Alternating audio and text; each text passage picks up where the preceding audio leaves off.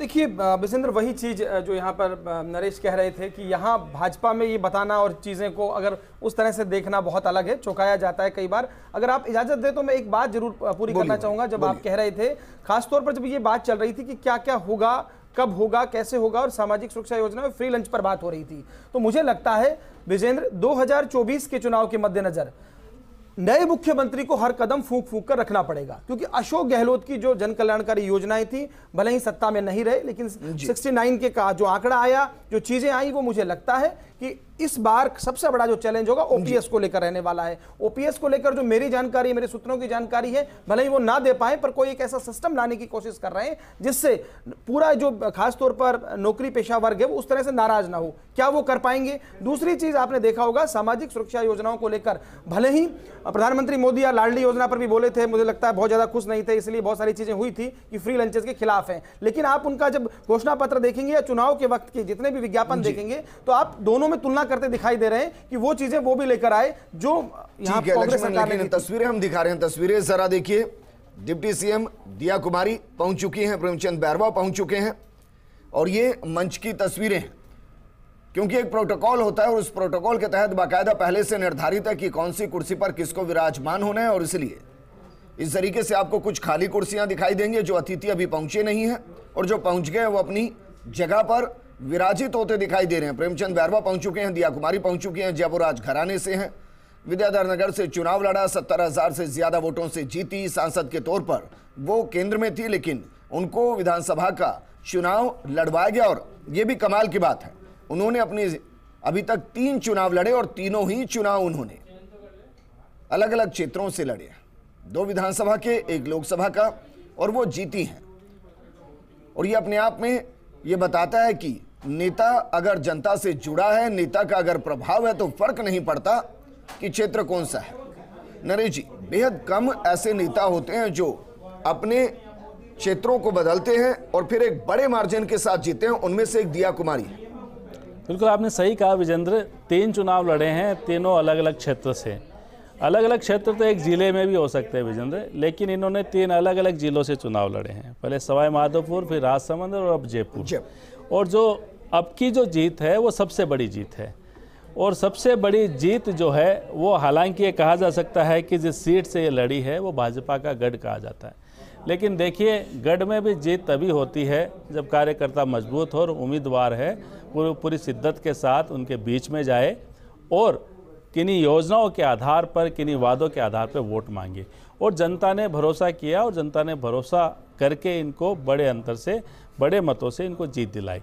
अब आला कमान ने भी इनका जो अब तक का जो ट्रैक है, क्योंकि मैं कोट करना चाहूँगा, कल जेपी नड्डा का एक महत्वपूर्ण बयान था जिसमें कहा गया था कि लोग ऐसा सोचते होंगे कि जब मुख्यमंत्री की घोषणा होती है तो यहाँ से कोई फ़ोन जाता होगा और उस फ़ोन पे हम कुछ कहते होंगे और घोषणा हो जाती होगी।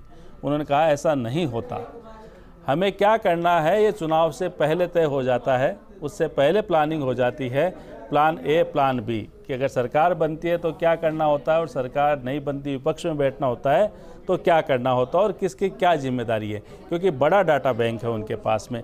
तो यहाँ पर भी जिनको जो जो जिम्मेदारी दी गई है विजेंद्र, उनके बारे में आला कमान ने पहले से तय कर रखा था। क्यों? और इसी का ये कह सकते हैं परिणाम है कि चाहे प्रेमचंद बैरवा की चाहे भूमिका हो, चाहे दिया कुमारी की भूमिका हो, चाहे भजनलाल शर्मा को मुखिया बनाया गया हो, तमाम चीज़ें उन्होंने पहले से तय कर रखी है कि अगर ये जीतते हैं तो इनको आगे किस भूमिका में प्रदेश की सेवा। वो उन्हीं के बीच में ही है, उन्हीं के बीच में है, क्योंकि उन्हीं के अंदर कितने हैं, यही तो एक सवाल है। आपको ध्यान होगा भरतपुर में पोस्टर लगे थे भजनलाल जी के, वहां बाकायदा उनका प्रचार शुरू हो गया था, लेकिन फिर उनको सांगानेर लाया गया। मैं आपको आपकी कड़ी से जोड़ रहा हूं, इसका मतलब यह कि उनको मुख्यमंत्री बनाना था, पहले से निर्धारित है। भरतपुर में हो सकता है सर्वे हुआ हो कि भाई हार रहे होंगे तो सांगानेर लाए, सेफ सीट लाए, संघ की सीट पर लाए, यहां से चुनाव जीता है। अब ये कह रहे हैं बिल्कुल बिल्कुल पहले से तय था कि प्लान क्या होगा, उनको कि किन किन व्यक्तियों को आगे किस तरह से बढ़ाना है और उनमें से किन को क्या जिम्मेदारी देनी है। क्योंकि देखिए भजनलाल शर्मा का नाम है, आपको ध्यान होगा विजेंद्र, पहली सूची में आया था, सबको चौंकाया था। और जो हमारे जो सूत्र है जो कि बीजेपी के हैं, वो ये कहते हैं कि जब भजनलाल शर्मा का नाम आया तो ये तय हुआ था कि सबसे सुरक्षित सीट कौन सी है। तो सबसे सुरक्षित सीट मानी गई सांगानेर, कि वहाँ पे जो भी भाजपा का खड़ा होगा वो चुनाव जीतेगा। क्यों? क्योंकि इतिहास देखिए आप, घनश्याम तिवारी सीकर से चलते हैं, चौमू पहुँचते हैं, चौमू में जीतते हैं, सांगानेर आ जाते हैं, सांगानेर में भी जीतते हैं। तो ये सबसे मजबूत सीट बन जाती, तो यहाँ से इनको टिकट दिया गया। लोग कहते थे बाहरी है, ये कह के प्रचार भी किया गया, कुछ भाजपा के कार्यकर्ताओं ने भी ऐसे नारे लगाए थे, लेकिन जीत इन्हीं की हुई, क्योंकि इनके साथ पूरा संगठन लगा, इनके साथ में संघ लगा, ये कैसा कहा जाता है। और जहाँ भी लगा कि यहाँ कुछ विरोध हो सकता है, आपत्ति हो सकती है, तो जो शीर्ष नेतृत्व या आला कमान जिनको हम कहते हैं, वहाँ से फ़ोन भी आया था और लोग फिर प्रचार में जुट गए थे। तो बिल्कुल पहले से स्क्रिप्ट लिखी रहती है, पहले से। ये ज़रूर है कि यहाँ के नेताओं को नहीं पता होगा कि होना क्या है, ये भी इंतज़ार करते हैं कब पर्ची खुलती है और वो नाम सामने आता है।